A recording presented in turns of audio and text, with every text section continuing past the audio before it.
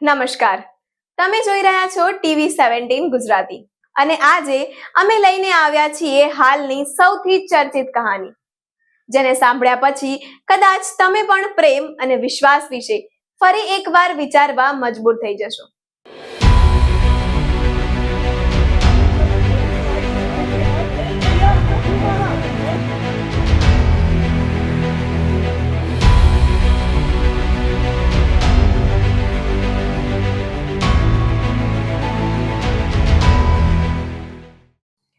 એક યુવક જે થોડા મહિનામાં લગ્ન કરવા જઈ રહ્યો હતો, એક યુવતી જે સોશિયલ મીડિયા પર પોતાના મંગેતર સાથે પ્રેમભરી તસવીરો શેર કરતી હતી, અને એક ગુપ્ત પ્રેમી જેને રચ્યો મોતનો ખતરનાક ખેલ. આ છે પુણેના જાણીતા વેપારી પરિવાર સાથે જોડાયેલો કેતન અગ્રવાલ મર્ડર કેસ, જ્યાં આરોપ છે કે યુવતી સિયા ગોયલે પોતાના પ્રેમી ચેતન ચૌધરી સાથે મળીને પોતાના જ મંગેતર કેતનની હત્યાનો પ્લાન બનાવ્યો. પણ આ કોઈ અચાનક બનેલી ઘટના નહોતી. આ હત્યાની સ્ક્રિપ્ટ ઘણા દિવસો પહેલા જ લખાઈ ચૂકી હતી. આ આખી કહાનીની શરૂઆત થાય છે 11 ફેબ્રુઆરીથી, જ્યારે કેતન અગ્રવાલ અને સિયા ગોયલની સગાઈ થઈ હતી. બંને પરિવારો ખુશ હતા, લગ્નની તૈયારીઓ શરૂ કરી દીધી હતી અને આ બંને લગ્ન સંબંધમાં બંધાવાના હતા. સિયા પોતાના સોશિયલ મીડિયા પર કેતન સાથે રોમેન્ટિક ફોટો પોસ્ટ કરતી હતી, ક્યારેક ડાન્સનો વિડીયો તો ક્યારેક ગળે મળતી તસવીરો અને ક્યારેક પ્રેમ વ્યક્ત કરતી પોસ્ટ. બહારથી બધું જ પરફેક્ટ લાગતું હતું, પરંતુ અંદર કંઈક બીજું જ ચાલી રહ્યું હતું. 31 મે કેતન અને સિયા ફરવા માટે પુણેના પ્રખ્યાત લોહગઢ કિલ્લા પર ગયા.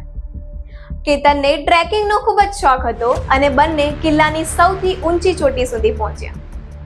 પોલીસ તપાસ અનુસાર અહીં પહેલીવાર સિયાના મનમાં વિચાર આવ્યો, કેતનને અહીંથી ધક્કો મારી દેવાનો. એવો વિચાર જે પછી ખૂની પ્લાનમાં બદલાઈ ગયો. 4 જૂને સિયાએ ફરી કેતનને કિલ્લા પર જવાની જીદ કરી, પરંતુ આ વખતે કેતનના પરિવારજનોએ ના પાડી દીધી. 6 જૂને બધા ઇન્ડોનેશિયાના બાલી જવા માટે તૈયાર હતા. પોલીસનો દાવો છે કે સિયાએ કેતન સાથે જવું ના પડે એટલા માટે પોતાનો પાસપોર્ટ છુપાવી દીધો. 14 જૂને ફરી સિયા કેતનને કિલ્લા પર લઈ ગઈ. ત્યાં એક જોખમી જગ્યાએ સિયાએ પાછળથી કેતનને ધક્કો માર્યો, પરંતુ નસીબથી એક ઝાડનો સહારો મળતા કેતન બચી ગયો. કેતને પૂછ્યું, ધક્કો કેમ માર્યો? અને સિયાએ જવાબ આપ્યો, અહીં સાપ હતો, તને બચાવવા માટે ધક્કો માર્યો. કેતનને ખબર જ નહોતી કે તેના પોતાના જીવનસાથી બનનારી યુવતી તેની જાન લેવા આવી હતી. મર્ડરના એક દિવસ પહેલા સિયા પોતાના પ્રેમી ચેતન ચૌધરી સાથે કેફેમાં મળી.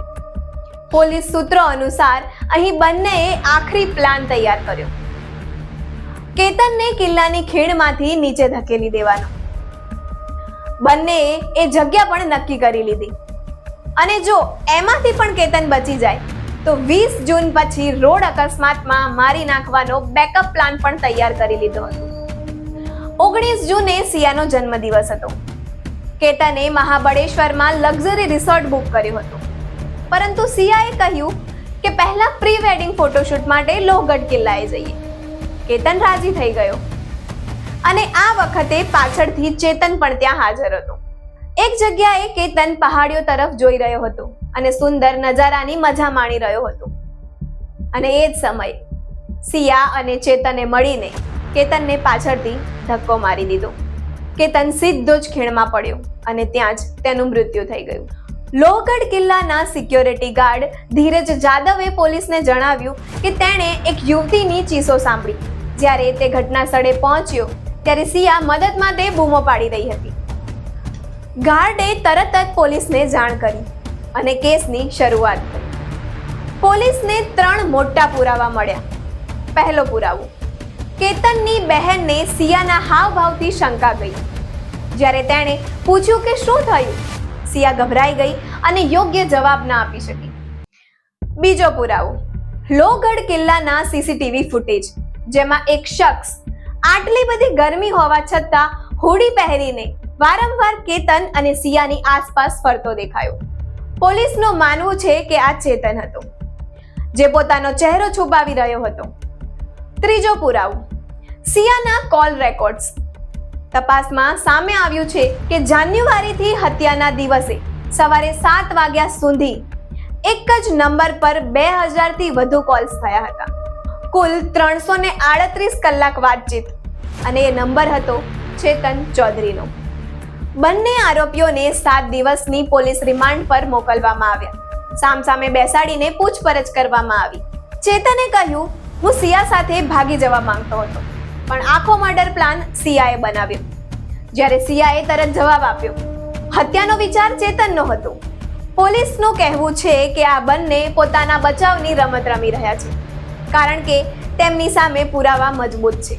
जो इन्फॉर्मेशन हमें उस केस में आरोपी से प्राप्त हुई है या हो रही है, उनके रिश्तेदारों से हो रही है, या उसके बिना जो सर्कमस्टांशियल एविडेंस, ऐसे ही हमने इस केस के बारे में बात किया कि जो सर्कमस्टांशियल एविडेंस हमें प्राप्त हुआ है वो इस केस में स्ट्रांग है, और उसी के आधार पे हम ये जो केस है आगे इसका फॉलोअप.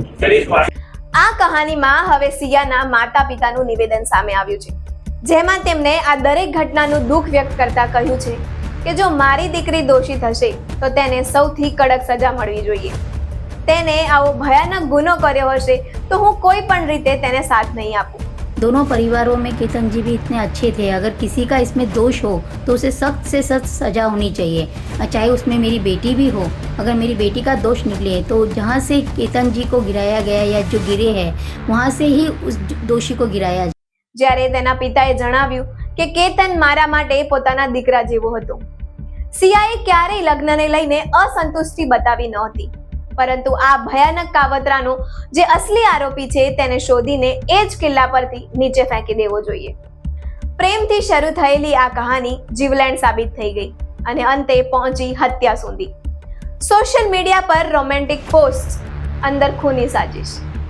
પહેલા મુસ્કાન, પછી સોનમ અને હવે સિયા. ક્યાં સુધી આપણા દેશમાં આવા બનાવો બનતા રહેશે? ક્યાં સુધી એક માં પોતાના વહાલસુઆ દીકરાને ગુમાવતી રહેશે? આ ઘટના સમાજ સામે એક સવાલ ઊભો કરે છે. શું વિશ્વાસની આડમાં સૌથી ખતરનાક દગો છુપાયેલો હોઈ શકે? અત્યારે હાલ બંને આરોપીઓ પોલીસ કસ્ટડીમાં છે અને તપાસ હજુ યથાવત છે. આ કેસમાં હજુ વધુ ચોંકાવનારા ખુલાસા સામે આવી શકે છે. તો એની માટે જોતા રહો TV17 ગુજરાતી.